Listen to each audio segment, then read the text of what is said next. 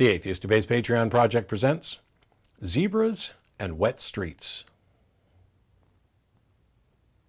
So this may end up being like one of the most watched videos ever because it's got such a strange title, Zebras and Wet Streets. Or it may in fact be one of the least watched. But what we're really talking about is the process by which we determine that we've reached a reasonable conclusion. And the Zebras and Wet Streets both play into this, and I'll get to it. I'm working on a couple other videos that deal with truth's relationship to logical arguments and the difference between this is logical and this is reasonable, because those are different. But this spawned in a Twitter conversation where someone essentially had argued that it was reasonable for them to conclude God exists by looking around at the universe, in the same way that it's reasonable for them to conclude that it rained if they walk out and observe that the street is wet. Is that true? Is that really the case? I mean, if we were in an equivalent scenario, if we had equivalent information between gods and universes and wet streets and rain, then maybe that's the case. Maybe it's the case that if I go out and I see the streets wet, it's the most reasonable conclusion is that it rained. Why? Well, the unfortunate truth for the theist who's trying to argue that believing in God is reasonable is that when it comes to wet streets, we have a mountain of information from our lived experience and our exploration of the world about what is likely to cause the street to be wet. Now, the truth is, if you had exactly one piece of information, the street is wet, you perhaps could not reach any sort of rational conclusion about what the cause was. You may be able to say, of the pool of known causes, rain is the most plausible. That may or may not be the case. It depends on a number of factors. Where do you live? Do you live in a place that gets a lot of rain? Do you live in a place that gets a little bit of rain? Is your water main on your street broken 6 times in the last few weeks? And so now that seems to be the most likely cause for a wet street. We have all of this information stored in our worldview, in our model of reality inside of our head. And so it feels reasonable to conclude that if the street's wet, it rained. Because in a way, it kind of is.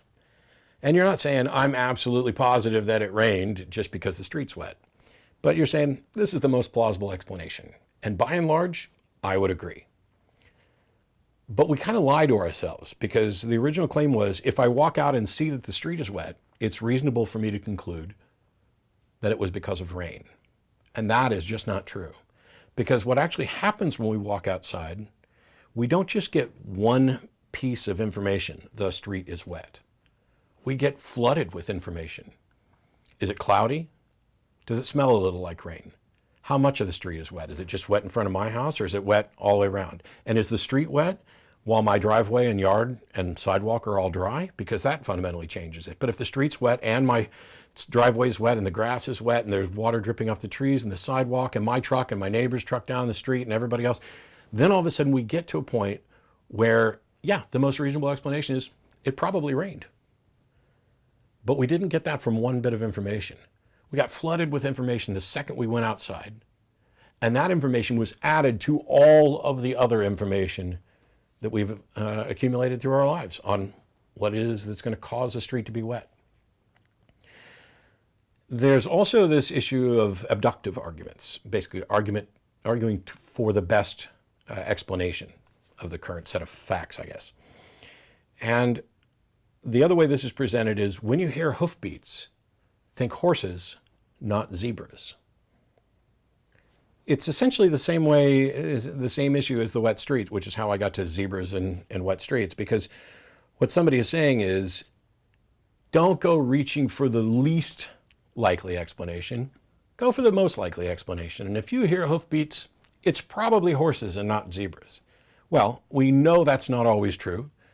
If you're at the zoo in front of the zebra enclosure, if you're at a petting zoo and you hear hoofbeats, it may be zebra, it may be antelope, it may be who knows. But what we teach people is that it's somehow reasonable to go for the explanation that seems to be most probable. The issue here is that what seems to be most probable is going to be based on the information you have and whether or not you're already reasonable. So When when you hear hoofbeats, think horses, not zebras. What we're really saying is, go ahead and go with what you think is the most probable explanation. But as we learned from David Hume, what we really should be doing, if we're skeptics, is reject the greater miracle. Not accept the lesser miracle, but reject the greater miracle. And so if I'm out here in my neighborhood and I hear hoofbeats, I'm going to reject the notion that it's most likely zebras. I'm not necessarily convinced that it's a horse yet, although that may be reasonable based on the pool of information I have. I've heard this, I know what it sounds like, I've ridden horses, I've been around this stuff. It ties in with the wet streets in the sense that what we're doing is assessing the information we have and reaching a conclusion. But that information that we get from hearing hoofbeats or seeing a wet street is patched in with all of the other things that we already know and understand about the world. And so at the end of the day, even if it is the most reasonable conclusion that it's a horse or that it rained, this is not directly analogous to the notion that I can look around at the world and God's the most reasonable explanation. Because when we're assessing what causes hoofbeats, we have a pool of potential explanations. Hoofed animals or some sort of sound system, maybe somebody's playing it on the stereo, maybe it's on TV, whatever.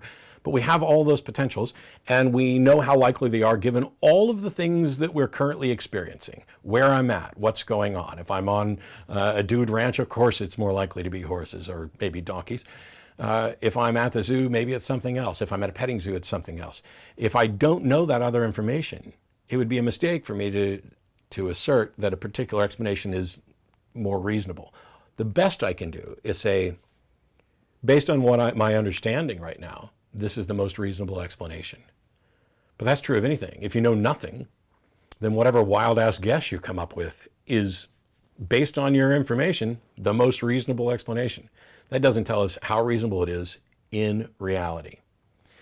There's a curious thing about this, though, and that is the people that I would talk to would say, hey, if I see that the street is wet, it's reasonable for me to conclude that it rained.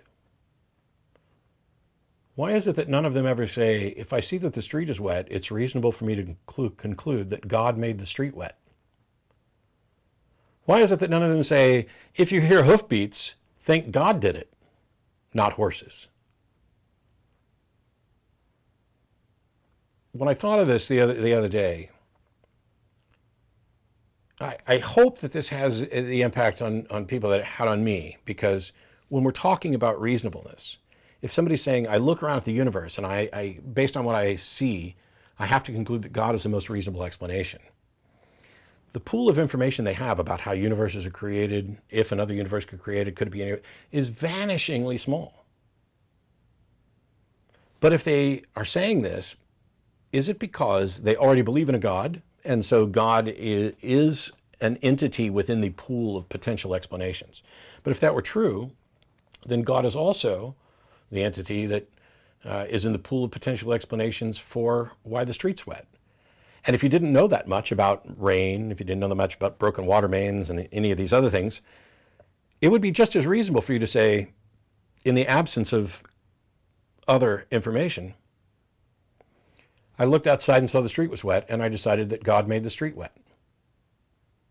That would be just as reasonable as saying, I looked at the universe, and based on what I know, God's the most reasonable explanation.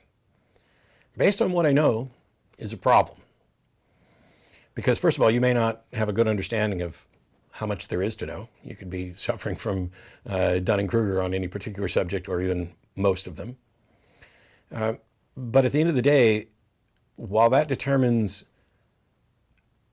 how reasonable you are given a particular set of facts, it doesn't determine how reasonable you are given the particular set of facts that is available to the world at large. And when it comes to notions about God, the world at large still does not have information that would make God a likely candidate as an explanation for anything.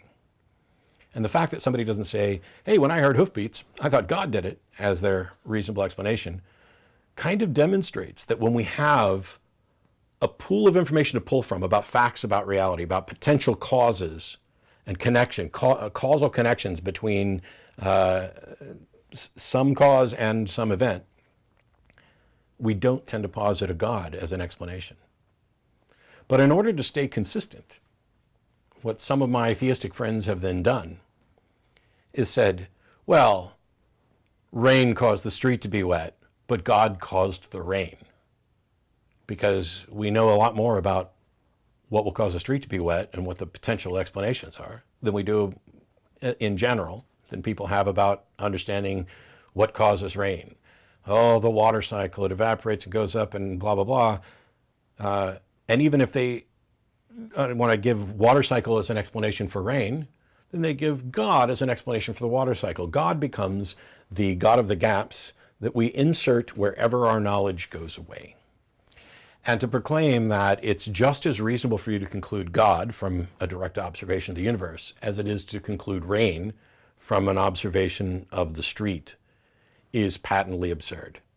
The amount that you know and understand about one is not even remotely comparable to what you know and understand about another. So you may be consistent with what you know about the universe, but the key is that before we can say X is a likely or potential explanation for some observance, we actually have to know that X is real. I could look around at the universe and based on what I know, I concluded that universe creating pixies are the most reasonable explanation. But we have no way of knowing that they exist, that they can interact with reality, that this is even a potential explanation. So when we're trying to be reasonable, what we do is we list known potential explanations and we don't go reaching for the unknowns. We don't go out and say, I don't have any other explanation, therefore this is the best one. Because that's a mistake. And if you happened to be correct, it would be coincidence and luck and not reason. So zebras on wet streets.